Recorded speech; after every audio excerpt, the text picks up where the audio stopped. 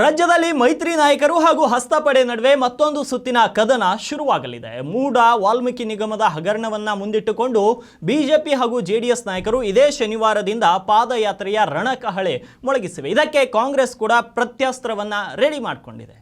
S, BJP JDS ಪ್ಲಾನ್ಗೆ Congress counter. ದೋಸ್ತಿ ಪಾದಯಾತ್ರೆ ವಿರುದ್ಧ ಹೊಸ ಅಸ್ತ್ರ ಪ್ರಯೋಗ. ಮೈತ್ರಿ ನಾಯಕರು ಹಾಗೂ ಬಿಜೆಪಿ ನಡುವೆ ಮತ್ತೊಂದು ಸುತ್ತಿನ ಕದನ ಶುರು. ಶನಿವಾರದಿಂದ ಪಾದಯಾತ್ರೆಯ ರಣಕಹಳೆ ಮೊಳಗಿಸಿದ ಮೈತ್ರಿ ನಾಯಕರು ಬೆಂಗಳೂರಿನಿಂದ ಮೈಸೂರಿನವರೆಗೆ ಪಾದಯಾತ್ರೆಗೆ ಮುಹೂರ್ತ ಫಿಕ್ಸ್. ಬೆಂಗಳೂರಿನಿಂದ ಮೈಸೂರಿನವರೆಗೆ ಪಾದಯಾತ್ರೆಗೆ ಮುಹೂರ್ತ ಫಿಕ್ಸ್ ಆಗಿದೆ. ಮುಂಬರುವ ಶನಿವಾರ ಮೈತ್ರಿ ಪಾದಯಾತ್ರೆಗೆ ಚಾಲನೆ ಸಿಗಲಿದೆ. ಆಗಸ್ಟ್ 10ರವರೆಗೆ ಬಿಜೆಪಿ ಜೆಡಿಎಸ್ ಪಾದಯಾತ್ರೆ ನಡೆಯಲಿದ್ದು ಒಟ್ಟು 7 ದಿನಗಳ ಕಾಲ 2 ಪಕ್ಷಗಳ ನಾಯಕರು ಹೆಜ್ಜೆ ಹಾಕಲಿದ್ದಾರೆ. ಸಮಾರೋಪ ಸಮಾರಂಭದಲ್ಲಿ ರಾಷ್ಟ್ರೀಯ ನಾಯಕರು ಕೂಡ ಪಾಲ್ಗೊಳ್ಳಲಿದ್ದಾರೆ. ಅದ್ಯಾವಾಗೋ ಕಾಂಗ್ರೆಸ್ ಸರ್ಕಾರದ ವಿರುದ್ಧ ದೋಸ್ತಿ ನಾಯಕರು ಬೃಹತ್ ಪಾದಯಾತ್ರೆ ನಡೆಸ್ತಾರೆ ಅಂತ ಗೊತ್ತಾಯಿತು. ಹಸ್ತಪಡೆಯಲ್ಲಿಯೂ ಕೂಡ ತಳಮಳ ಶುರುವಾಗಿದೆ.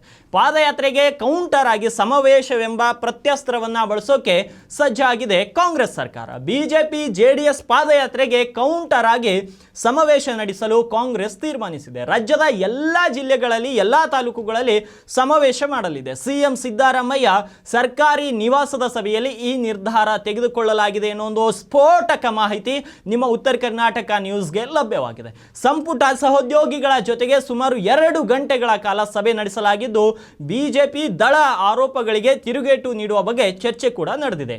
ಈ ವೇಳೆ ಪಾದಯಾತ್ರೆ ದಿನದಿಂದ ಬೃಹತ್ ಸಮಾವೇಶಗಳ ಆಯೋಜನೆ ಕೂಡ ಮಾಡಲಾಗುತ್ತದೆ. 3 ಲಕ್ಷ ಜನರನ್ನ ಸೇರಿಸಿ ಸಮಾವೇಶ ನಡೆಸಲು ನಿರ್ಧಾರ ಮಾಡಲಾಗಿದೆ. ಒಟ್ಟಾರೆ ರಾಜ್ಯದಲ್ಲಿ ಪಾದಯಾತ್ರೆ ವರ್ಸಸ್ ಸಮಾವೇಶ ಅನ್ನುವಂತಾಗಿದೆ. ಮೂಡ ಅಕ್ರಮ ಸಿದ್ದರಾಮಯ್ಯ ವಿರುದ್ಧ ಮೈತ್ರಿ ಸಂಜೀವಿನಿಯಾಗಿಸಿದೆ. ಸದನದ ಒಳಗೆ ಕದನ ನಡೆಸಿದ ಮೈತ್ರಿ ಪಡೆ ಶನಿವಾರದಿಂದ ಪಾದಯಾತ್ರೆ ಮೂಲಕ ಕಳಹೆ ಮೊಳಗಿಸಲು ಸಜ್ಜಾಗಿದೆ. ಇದಕ್ಕೆ ಕಾಂಗ್ರೆಸ್ ಸಮಾವೇಶದ ಮೂಲಕ ಟಕ್ಕರ್ ನೀಡಲು ಮುಂದಾಗಿದೆ. ಆದರೆ ಜನರ ತೀರ್ಪು ಏನಾಗುತ್ತೆ, ಜನರು ಯಾರ ಪರವಾಗಿ ಇರ್ತಾರೆ ಅನ್ನೋದು ಮುಂದಿನ ದಿನಗಳಲ್ಲಿ ಗೊತ್ತಾಗಲಿದೆ.